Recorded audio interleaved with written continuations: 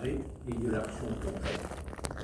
Nous travaillons aujourd'hui pour réfléchir ensemble, hommes-femmes, et débattre d'un enjeu fondamental, trop souvent marginalisé dans les politiques sectorielles. L'égalité entre les femmes et les hommes et plus largement l'inclusion sociale dans un secteur aussi vital que celui de l'eau. L'égalité d'accès à l'eau, la voix des femmes comme des hommes dans les décisions, la reconnaissance des rôles de chacun dans sa gestion, ce ne sont pas des simples principes de justice sociale. Ce sont des leviers puissants pour rendre nos politiques plus efficaces, plus durables, plus résilientes face aux défis du climat et de la protection de l'environnement. Vous savez, je me suis, la semaine dernière ou semaine d'avant, je me suis rendu à Bambou. Une région, je ne dirais pas délaissée, dans une région quand même qui a connu un développement. Et quand je me suis rendu à Bambou, à la demande de certains députés, de certaines personnes, j'ai vu de mes propres yeux comment une vingtaine de familles étaient complètement coupées du réseau de l'île Maurice. Une vingtaine de familles vivant sans eau depuis plus de 10 ans. Vous réalisez, on est en 2025. Nous sommes en 2025, on veut venir comme le tigre de l'océan Indien, on veut ressembler à Singapour, et pourtant, une vingtaine de familles se retrouvent coupées complètement, sans eau ni électricité. Cela m'a frappé. Je veux dire que ce qui m'a frappé, c'est que une mère m'avait envoyé une photo de sa fille qui étudie actuellement la HSI et qui apprend chaque soir à l'aide d'une bougie. C'est une réalité en 2025. Et j'ai pris la peine d'aller rendre visite à cette famille un après-midi, simplement pour voir la réalité des choses. Ce qui m'a frappé, d'abord, quand j'ai été sur place, c'est la souffrance des mères, des femmes. D'abord, c'est ça qui m'a frappé. Mais qu'on le veuille ou non, ce sont d'abord les mères, les femmes qui subissent le plus de cette privatisation. Car les mères, les femmes, à mon avis, sont les vraies patronnes de notre maison. Bien souvent, enfin c'est un peu, chez moi aussi c'est la même chose. La ministre des Finances à la maison, chez moi, c'est ma femme. Je peux être le ministre de l'Intérieur, je peux être le premier ministre de la maison, mais elle est la ministre des Finances, bien souvent la ministre des Affaires étrangères, hein, tous les allées, venues et sorties, donc pour vous dire. Donc, pour vous dire ce matin que du fait que les vrais patrons de maison, ce sont les femmes, et cette manque pèse d'abord lourdement sur leur quotidien. C'est pour cette raison que, sans avoir parlé à nos techniciens, vous savez comment les techniciens sont. Si vous demandez un rapport très simple, ils vous donnent 200 pages pour compliquer. Alors, je n'ai pas consulté nos techniciens.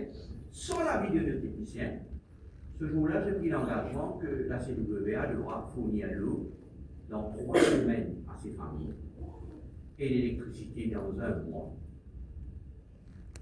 Je pense que le message est assez clair pour ce matin. Donc, ces familles auront l'accès à l'eau, ces mères d'abord auront l'accès à l'eau. Or, nous savons tous que les stéréotypes profondément enracinés dans notre société, comme partout ailleurs, freinent encore la reconnaissance réelle des rôles des femmes. Le changement ne viendra pas seul ni vite. Elle ne pourra passer que par des actions concrètes, fortes, et une éducation solide pour enfin faire basculer des idées figées. Le secteur de l'eau a été choisi par mon ministère en collaboration avec l'AFD comme point de départ d'une démarche ambitieuse. Initier une réflexion de fond sur l'intégration systémique de l'égalité de genre dans la planification et la mise en œuvre et le suivi de nos programmes. Cette démarche s'appuie sur un diagnostic établi par des experts indépendants qui met en lumière les écarts, mais aussi les opportunités à agir.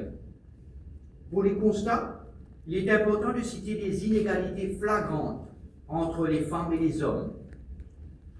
C'est un fait, ce sont généralement aux mères et aux épouses qu'on attribue la responsabilité des questions d'hygiène. Ce sont les deux, mais on attribue relativement bien souvent cette responsabilité aux mères et aux épouses. L'éducation et de santé dans la famille. Ce qui fait je veux dire les femmes et les épouses, ce qui fait qu'elles sont les plus touchées par les problèmes liés à l'eau et l'assainissement.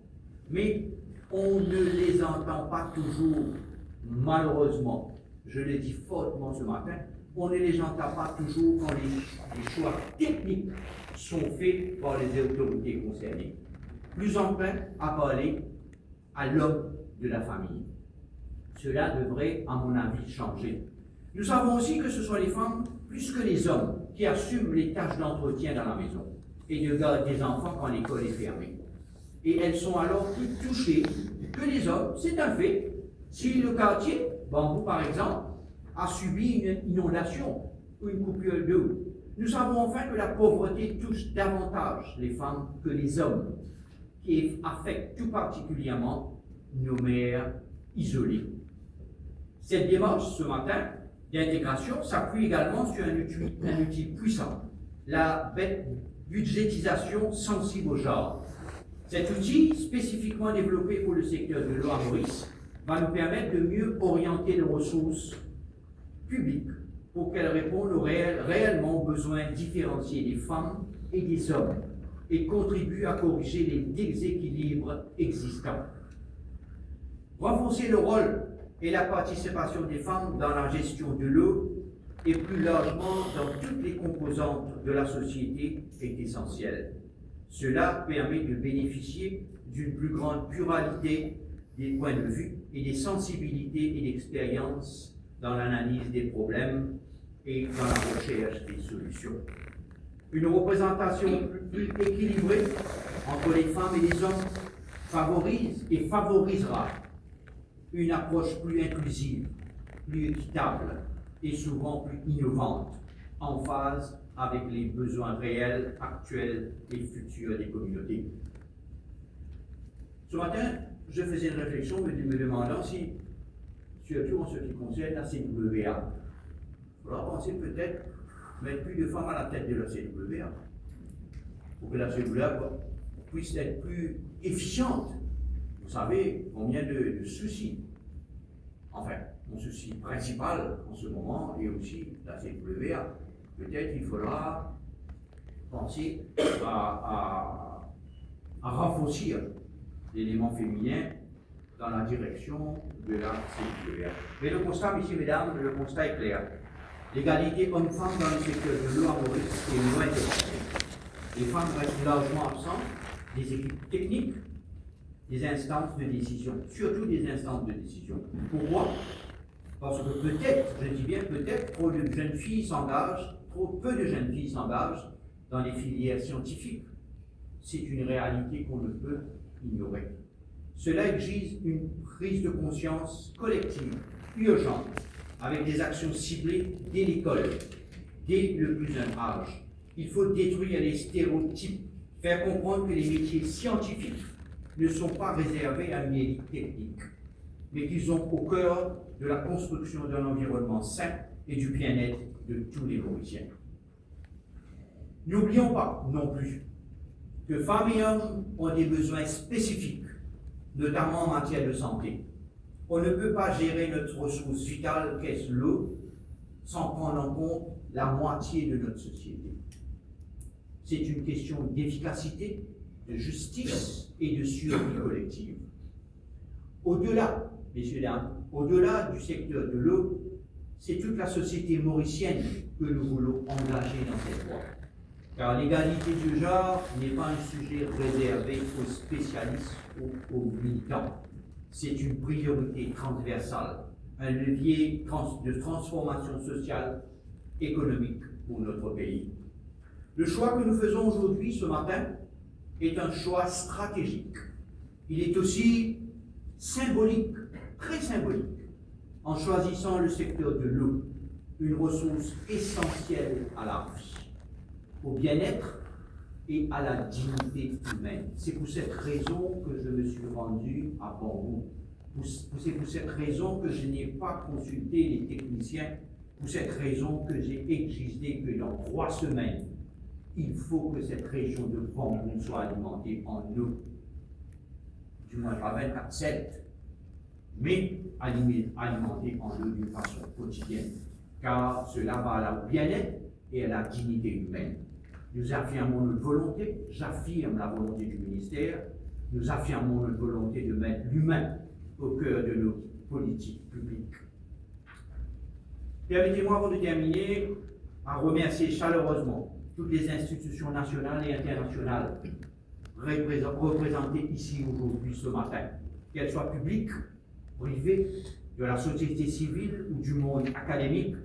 Votre présence témoigne de l'importance que vous accordez à ces questions, que j'accorde aussi, moi aussi, à ces questions, et de votre volonté de contribuer activement à cette dynamique. Donc j'invite chacun et chacune d'entre vous à participer pleinement aux échanges de cette session de travail, qu'elle soit l'occasion de poser des bonnes questions, d'identifier ensemble les leviers du changement et surtout de construire une vision commune, inclusive, équitable de la gestion de l'eau. Ensemble, faisons en sorte que cette initiative soit un catalyseur de progrès pour tous les secteurs de notre société. Je vous remercie pour votre attention.